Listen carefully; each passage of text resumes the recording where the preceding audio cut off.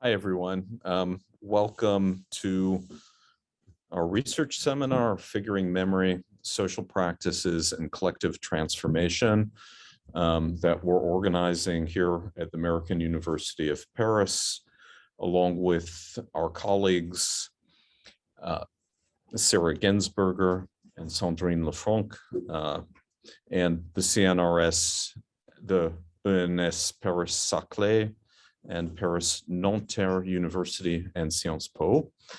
This is a second of our seminars, second episode of our seminar series, where we're honored tonight to have Leah David be the main speaker.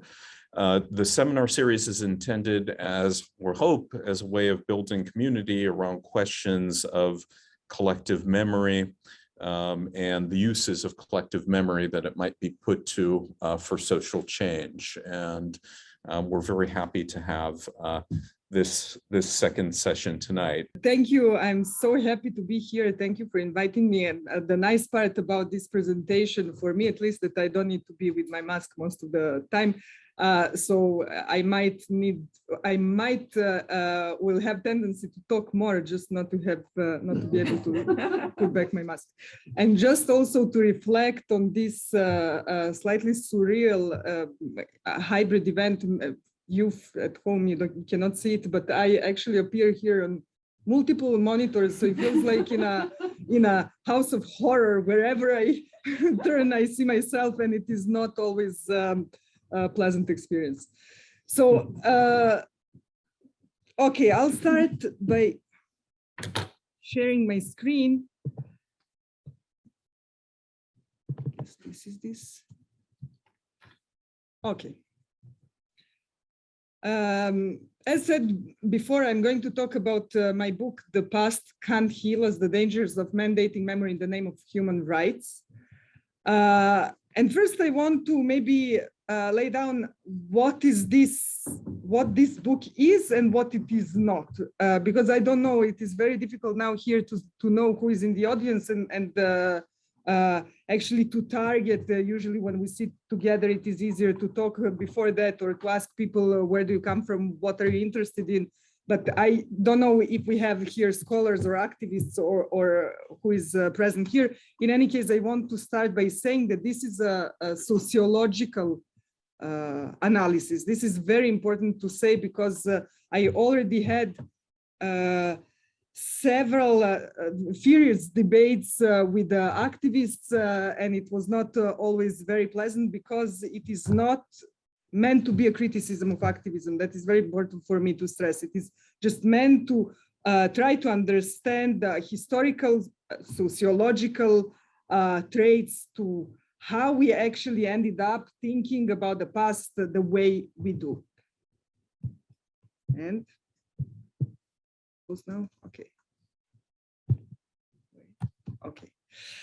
So the major issue in my book is this term that I coined, that I call moral remembrance, because what I say in my book is that actually we are witnessing completely new phenomena that developed in the past 30 or 40 years. And this is actually, this moral remembrance is the human rights memorialization agenda. So I link it directly with the human rights regime, and you will see later on how. And it is grounded in this most basic presumption in human rights and transitional justice that now I will read them because all of them, you will find them very familiar no matter what you're dealing with, because they're being heard so often from many different discourses. So first of all, that proper memorialization, meaning there is a proper way to remember the past. So that is essential for healing societies with a difficult past and moving beyond trauma and violence.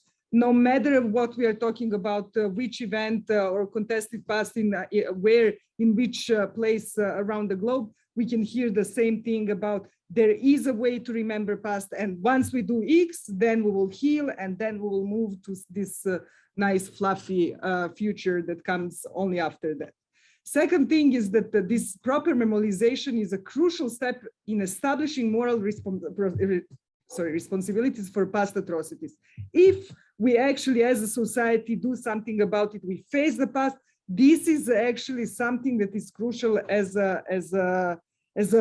for the health of society by establishing this moral responsibility. And that proper memorization can guarantee the establishment of human rights values and can bring us to reconciliation. This is very important because often we don't talk about it.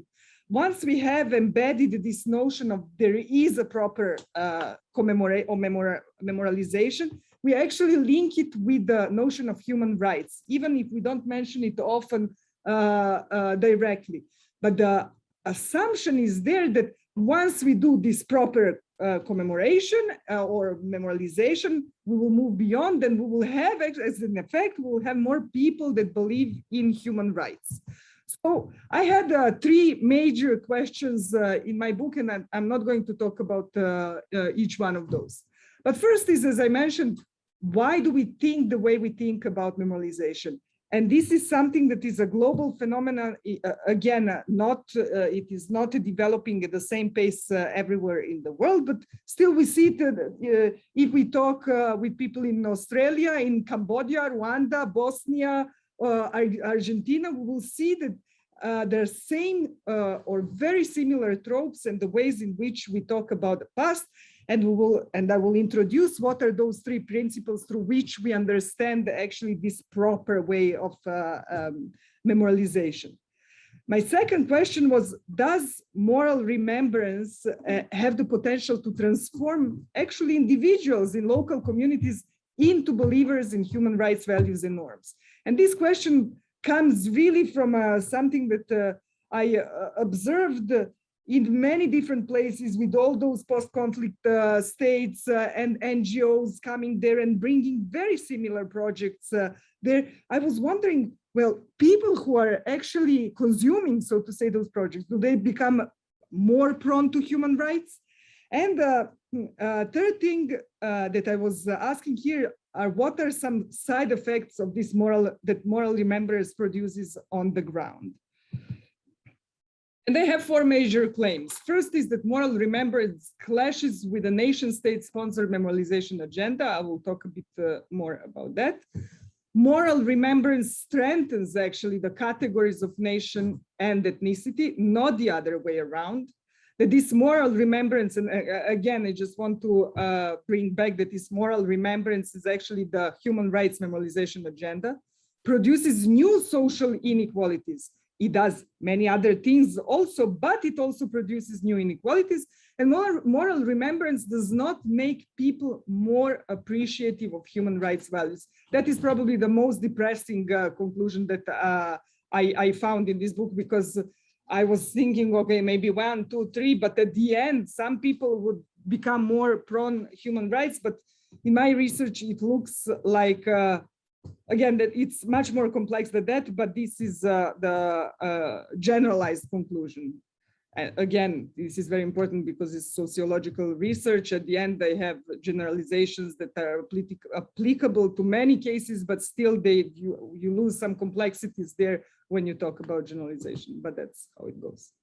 So what is moral remembrance? It is actually the standardized set of norms based on human rights values. And we're talking here about this generative process of standardization of memory at the global world level. And I will talk more about this standardization of memory, which I think is very crucial to understand, again, how we think about the past, the way we think.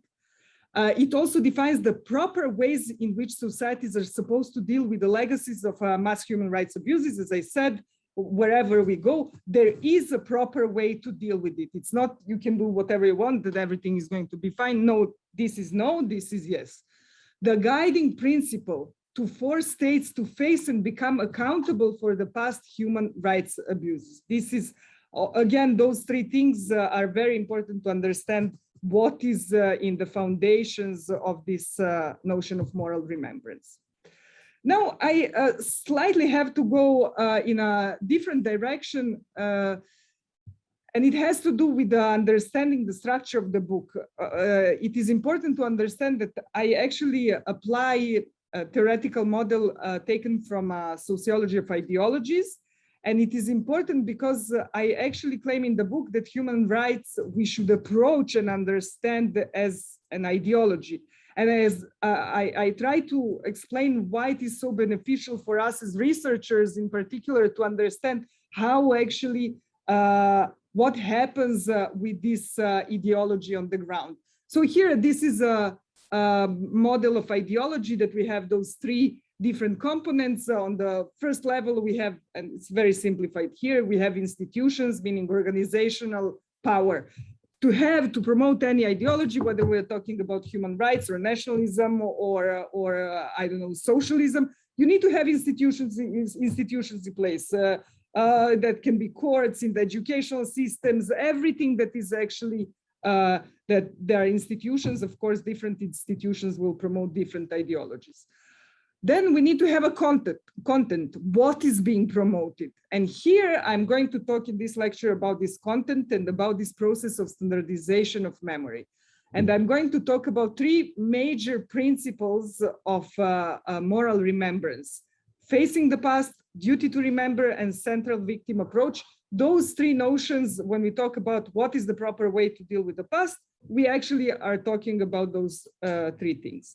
And the third thing that has to do with ideologies is micro-solidarity, meaning what at the end, if we have institutions and we have content, what happens on the ground with people, how they actually respond to this ideology. Do they accept it? Do they reject it? I'm not going to talk about this here, but this is, of course, one of the major issues in the book. Now, because I'm talking about historical, sociological trajectories through which we came today to understand the past the way I understand it, and I claim it is through this notion of moral remembrance, I think it is very, very important to distinguish between two different ways in which that are different and yet very overlapping in many ways. We understand the issues of memory today, and we don't know to separate between those, and they're often again overlapping in our research and in the way we talk about memory and memory politics. So it has to do again with different ideological sources. Nationalism, on one hand, this is an ideology that is very prevalent at the nation state level, whereas human rights as an ideology is prevalent at the global level. So it is a transnational level. Where is the source of power of human rights? It's not on a nation state.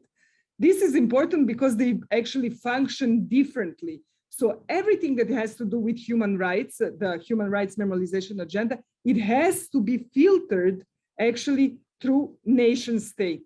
And then when we talk about memory in particular, we see that actually we have something that is called nation state sponsored memory, meaning everything that we have in every single country, from textbooks, monuments, memorials, commemorations, everything that is being sponsored by the state. This is the way in which actually each nation is trying to sketch the boundaries of identity, of that national identity, with the main aim to actually say who is included and who is excluded from this memory. Those memories are always tailored. We have them in every single place on different levels. Moral remembrance is different. Moral remembrance has, as I said, a source in a global polity level, and it comes again through different mechanisms. And especially I was dealing with Serbia, Croatia, Bosnia, Israel, and Palestine, and I was showing how actually this agenda has been adopted through those peace agreements. As part of those peace agreements, there are other ways through NGOs, etc., but still it is not being reinforced from the nation states, although today we see also mixing, but it's a completely different story. The issue with moral remembrance that it tries to actually, because of the sources from human rights, to completely reject all those categories of gender, race, ethnicity, nation, whatever, to make a memory very, very inclusive. It is not actually doing that greater job, and there are many reasons for that. But there is a big, big difference when we talk about nation-state-sponsored memory as opposed to moral remembrance. Okay, so I said I'm going to talk about this content and about this process of standardization of memory, which is actually this gradual shift, and we see it in the past 40 years or so, from duty to remember as an awareness-oriented approach to contested past, meaning if we talk about Second World War and Holocaust, and what happened, for example, in Germany, and we'll mention it a bit more later, the whole issue that we need to second generation, third generation, we need to understand actually what happened. Let's talk about what happened. But then we see this gradual shift from talking about something as an awareness process to the policy-oriented proper memorization standards, meaning, okay, now this probably worked as in Germany, so let's make a toolkit, let's make it now and prescribe it to other places, different conflicts. This is what you need to do, X, Y, Z, and with this, you are going to be fine. And what we see, another thing is that in those 30 or 40 years, we see that those three main principles of facing the past, duty to remember, and victim-centered approach became really pillars of this human rights memorialization agenda. Again, all of three, they have very different trajectories, but at some point they became adopted within this human rights ideology. Again, if we talk about practices, and it is overlapping in many ways, I mean, I'm not talking here specifically about this connection with the transitional justice, but it also has this overlapping histories. We're talking about tribunals and truth and reconciliation committees, official apologies, history textbooks. And this is interesting because history textbooks, just as museums, commemorations, monuments, they can also be part of nationalist narrative, but again, if we try to apply those three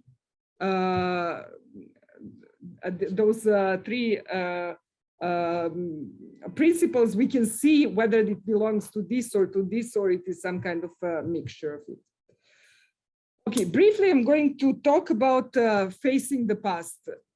It is important to understand, again, in my book, I wrote relatively extensively about those three notions and how they became adopted into this moral remembrance.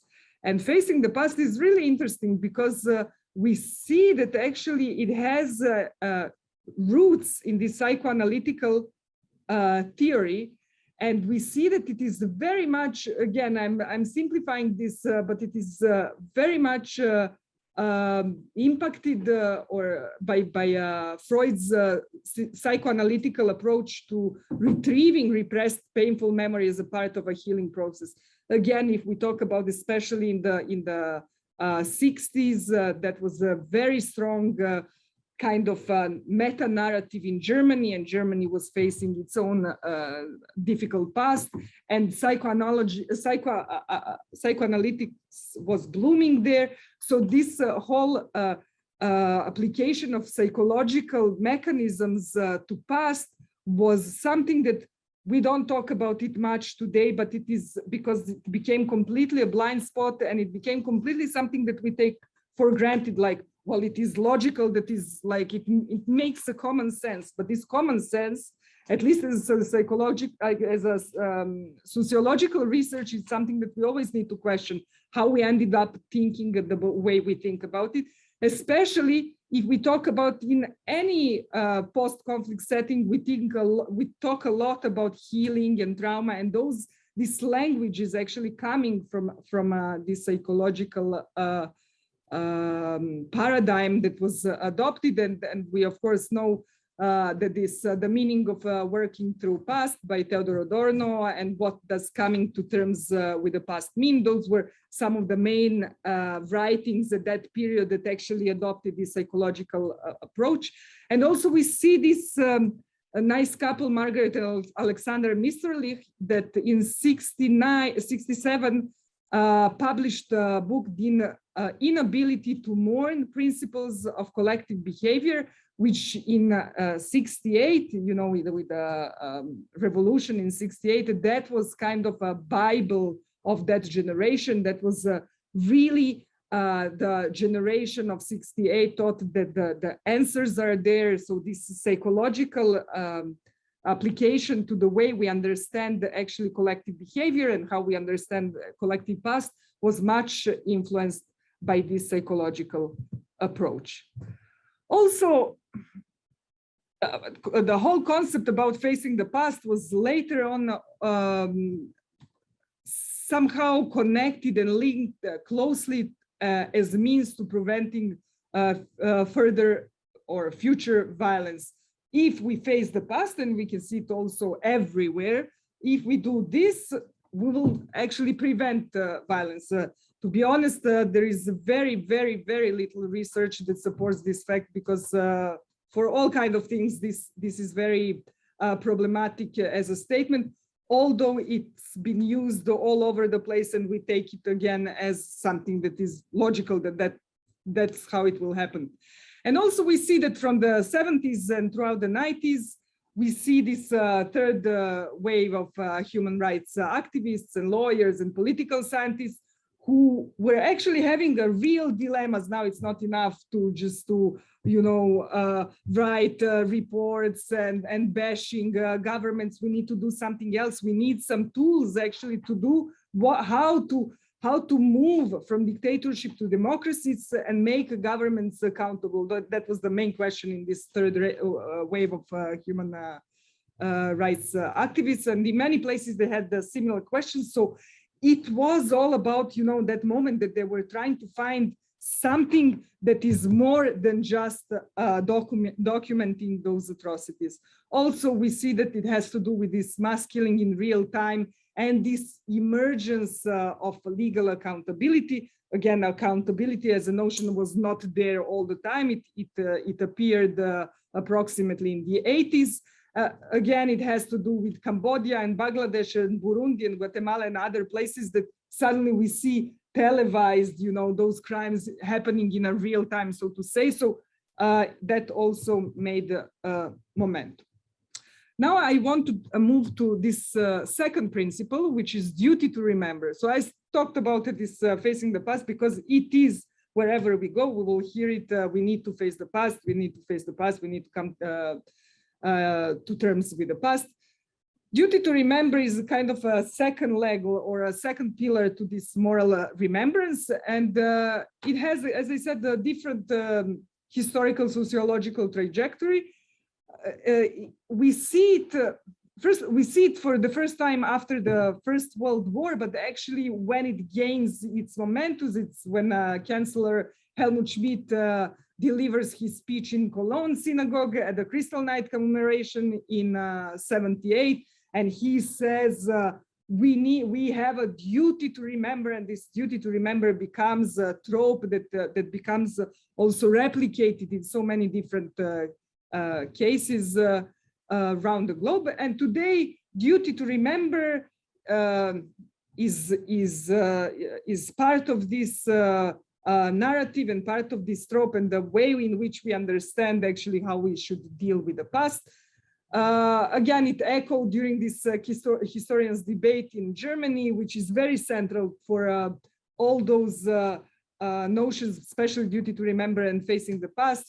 Historians debate in the 80s when second and third generation of German historians tried to debate actually what was the nature of the Holocaust, whether it was something that is unique and happened only in Germany and nowhere else, or was it something that has to do with totalitarian regimes.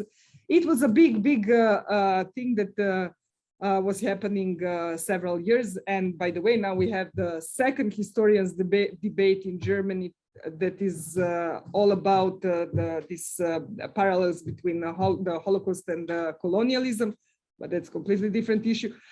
It was important because it was, again, very public, televised, and activists, as I said, around the globe were trying to hear, they were listening to this very carefully and all eyes were kind of, let's try to understand and to learn from the German model. So they actually gave those tools and the vocabulary to the way in which we understand today moral remembrance.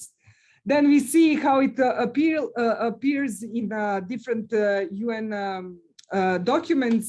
Duty to remember, it's under the victim's right to know. So we see again how this, what they call the institutions or organizational power, how it becomes implemented and it becomes a part of this mainstream vocabulary. Now, briefly about this victim-centered approach.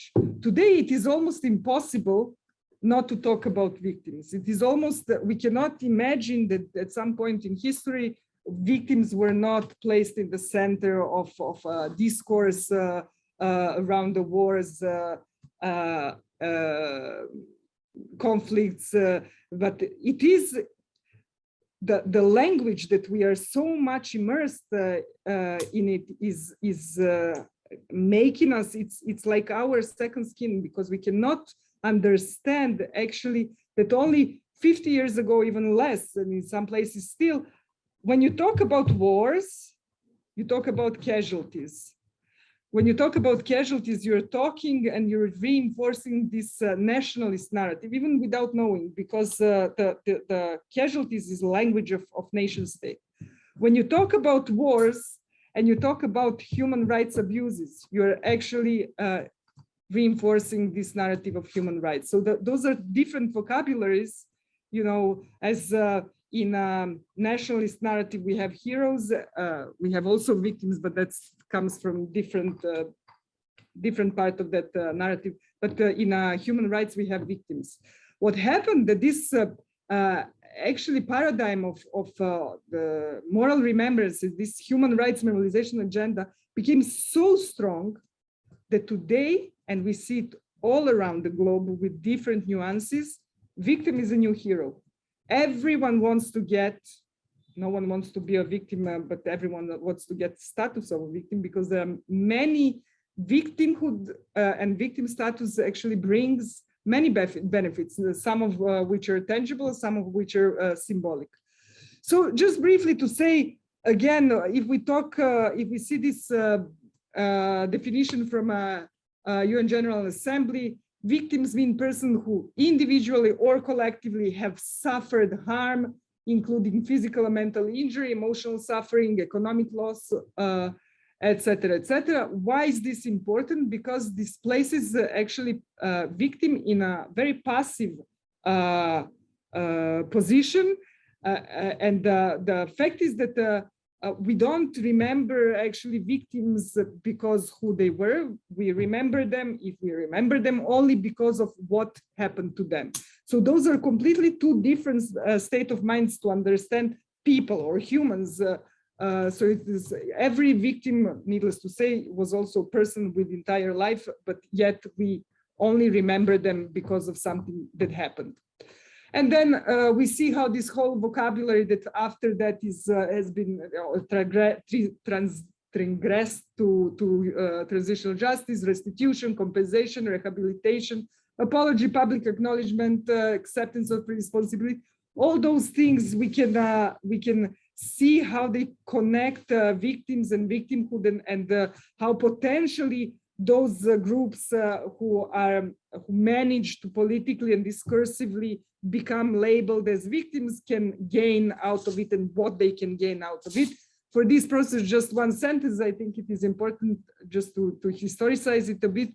In 1990s, an NGO called Redress was actually very, very important to place victims in the center of this agenda. As I said, we don't see it prior to 80s or 70s, because they learned from the testimonies of the Bosnian raped women, and they understood how, and ICT, why they became actually traumatized once again, and they were not protected. So they actually lobbied to put victims and to protect them differently and to approach victims differently.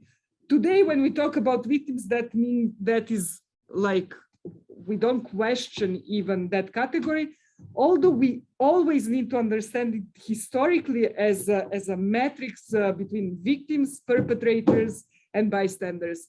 This again has its own historical roots from after the Second World War, how we actually categorize people. So someone who is victim cannot be a perpetrator and cannot be a bystander. Of course, that's not true, but this is very important because this became a blueprint of how many of NGOs and organizations and the victim organization as well work today. You're either this or that. Now we see this the rise of a moral remembrance paradigm. As I mentioned, this historians debate that was very important and that put the standard of dealing with the past, treating the past, overcoming the past. But we see also three very important, huge conferences. I don't know, we have conferences like that anymore. In 88, 99, and 94, that we had actually people who were coming from different disciplines, political scientists, sociologists, but also major human rights activists from all around the world, human rights lawyers, as well as parliament members from all around the world. So each one of those conferences had something like 300, 400 people. And among them, you see some names there, Raoul Alphonse, Theodore Meron, whoever is in this field will recognize at least some of those names, Samuel Huntington, Goldstone, Alex Borain, Ruti Teitel, that founded actually transitional justice. So we see many major names that came back to their places, their universities, their firms, and started spreading this new thing that became, as we know today, transitional justice.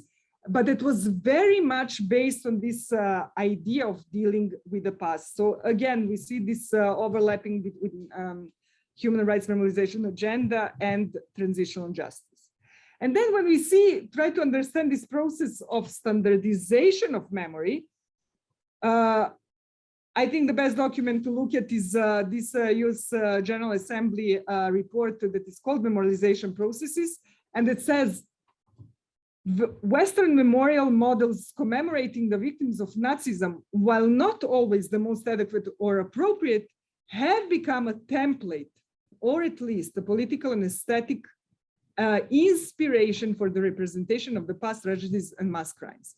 So from there, we see it, even before that, we see different policy memorization policy documents. First of all, the genre of memorization policy documents is a relatively new genre that started appearing only at the end of previous century. But we see that actually in other, at the same time, more or less, we see how this idea that we need to bring memory, the way we understand the contested past, democracy and human rights together in kind of make out of it one mishmash, and trying to understand how this will bring to this, and this will bring to the proper normalization to human rights and human rights to democracy. So that was the basic of this idea of standardization of memory. We see national or international standards for memorization should reflect similar standards for democracy. I always find it really interesting to think that there is something that we can standardize memory. You remember what you remember, and even as a collective, how you standardize it. We are talking about manipulation of memory actually when you have standards of memory, because it is a selective process where you say this is this yes, this no. So it is has an oxymoronic logic. And then we see these memorization policies of proper remembrance. We see, as I said, many appearing after 2000, the urge to remember, memorization and democracy, historical memorial narratives, memorization processes. But we also see big international organizations. Probably most of you have heard about the International Holocaust Remembrance Alliance. which is a huge organization, very important one. So actually everything what they're doing in this realm of commemoration and education has to do with proper memorization. What is the proper way to remember Holocaust? What is the proper way to teach Holocaust? I'm also mentioning here Srebrenica resolutions, because those resolutions, as any other resolutions, they say they actually kind of sketch this cosmology of who are the good party, who is the good party, who is the bad party, what is the proper way to remember it. They did this, you need to remember it like that. But also we see NGO sector that is intensively doing those memorialization policy papers, and especially this Impunity Watch, which is a Dutch-based NGO that wrote many of those papers for individual countries, as well as this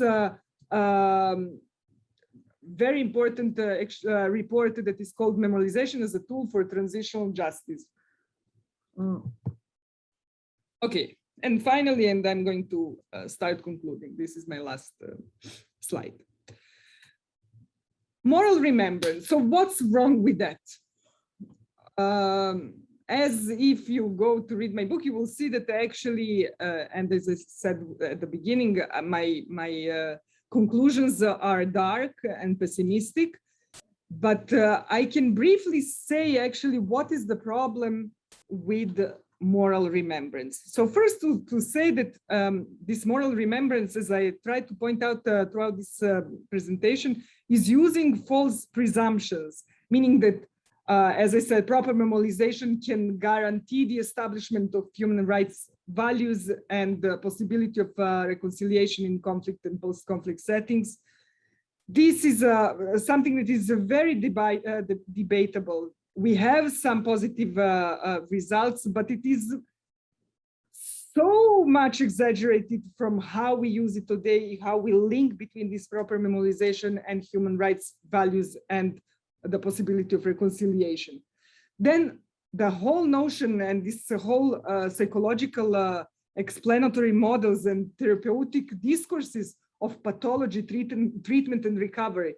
We need to heal something. To heal something means that something is rotten, something is not good, something is sick. The whole, again, there is an amazing anthropological literature about those issues, how we actually apply those categories of mental illnesses to all kinds of discourses, especially in relationship to conflicts and trauma, how actually we think about silence. Silence is a big no-no for transitional justice, for processes of dealing with the past. If someone is silent, in a community is silent, it means only one thing. It means that they're denying their past or they're denying the crimes they commit. Whereas we see that silence can be understood in so many different ways, not only as a language, but also as a very healthy way in which two communities are trying to leave something behind, and not to say only that those psychological models of facing your own individual traumas are very different than actually collective facing traumas. Those processes are not similar in any way, and yet we have the same discourse and those same models of psychologizing the nation when there is no real distinction between individuals and collective. So there are all kinds of things here that we see that come from those historical legacies that we're not aware, and that we talk through it and we think through those categories without actually questioning those categories. Second thing, and I know that this is going to be slightly now out of, because I didn't talk much about it, and it has to do with actually how people on the ground relate to this moral remembrance or the human rights memorization agenda.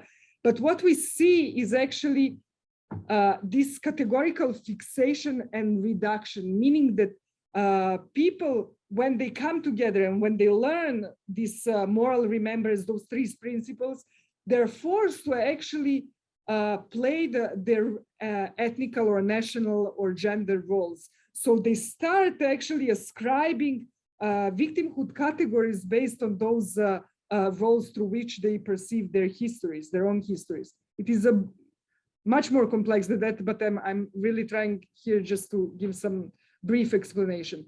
Also, we see, as I said, about this position of victims, that it is actually in essence position of depolitization, because they are perceived as passive. They cannot do anything. They were passive in the, so there are no, instead of, and this is one of the main paradoxes of this human rights memorization agenda.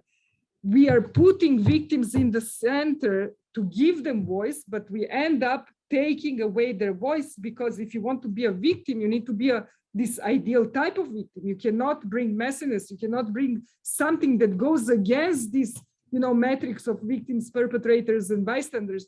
So actually, you're castrating people from their own stories and their own victimhood or perceptions of victimhood, because we see, again, just a brief one sentence, we see, for example, how victim organizations are placed in between human rights NGOs who can help them in many ways, especially to label them as victims, which can give them access to all kinds of benefits, but also between a nation state that in return for electoral vote, for example, all of you who are part of this victimhood organization, you will get an access to get budgets and grants, but you need to vote for this party. So we see all kinds of real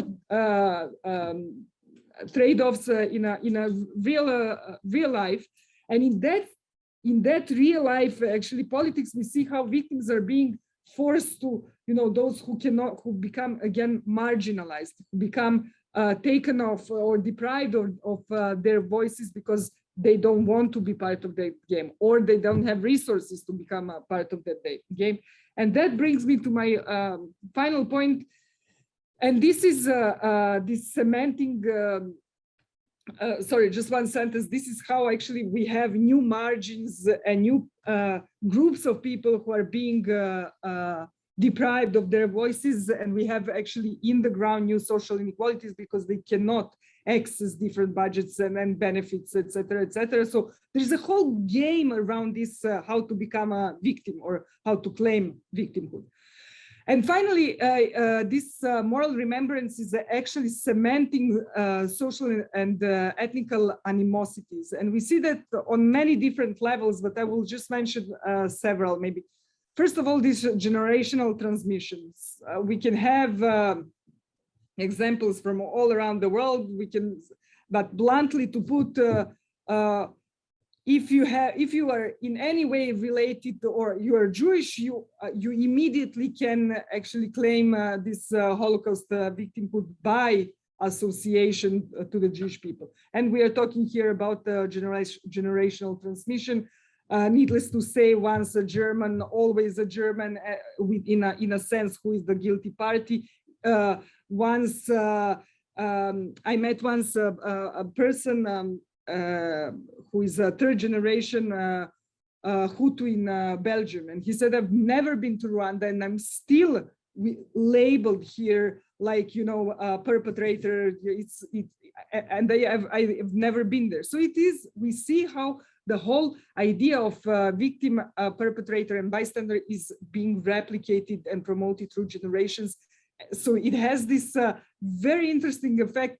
Instead of, we need to move forward, we need to go beyond with all this is to, to go to some better future. We actually see how people became stuck in those categories. They cannot move. They cannot, not only that, for example, women who were raped in Bosnia will be very reluctant to say, yes, I moved on, I got married, I have a new life, because it can harm them in this, how others perceive them as ideal type of victims that also need to claim benefits. But if you moved on, how you're going to, why should you get something, So it is actually the whole complex of those issues is stacking people in that. Another thing is, and that's, okay, I'll finish with this, is that moral remembrance is often perceived as an oppressive external force, meaning that if we talk about this power of human rights that comes from global polity or from a national state, not from the state, it becomes adopted inside or imported, and often it is perceived like, who are those people to tell us what to do? Why we should do like this? Why do you come here with your, international NGO and tell us you need to do X, Y, Z? So often, even with those communities who are very pro human rights, they feel like oppressed and threatened. And then what happens, it is often they're referred or they're perceived as a new form of colonialism. And with that, I will finish. Thank you.